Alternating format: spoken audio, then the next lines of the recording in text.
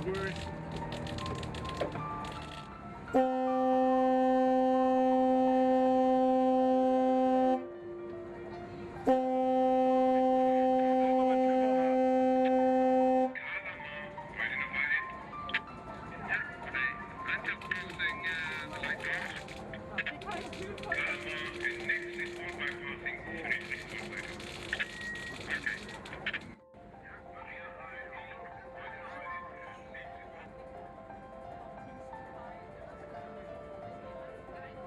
Seid, geht ihr los, damit wir euch hier aus dem Blick haben. Ne?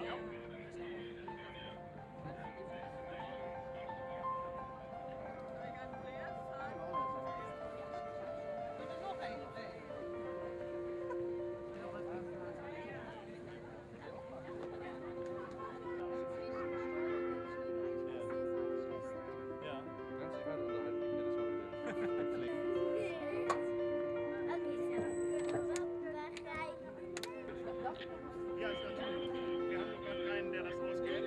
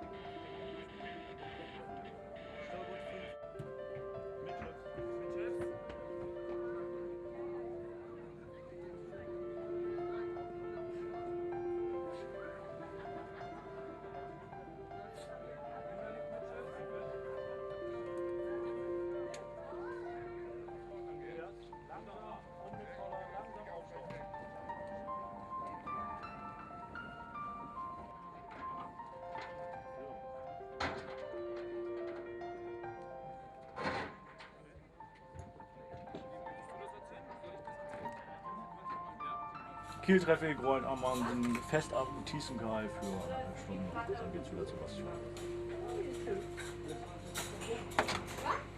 Was ist das dafür? Insgesamt sind es 850 Quadratmeter Segelfläche, die uns so zwischen, also Reisegeschwindigkeit, die Turns berechnen wir so 5 Knoten als Durchschnitt, aber wir können also auch so bei normalem Wetter fahren wir so 9 Knoten. Ich selber bin auch schon mal so 12,5, 13 gefahren, das ist aber selten.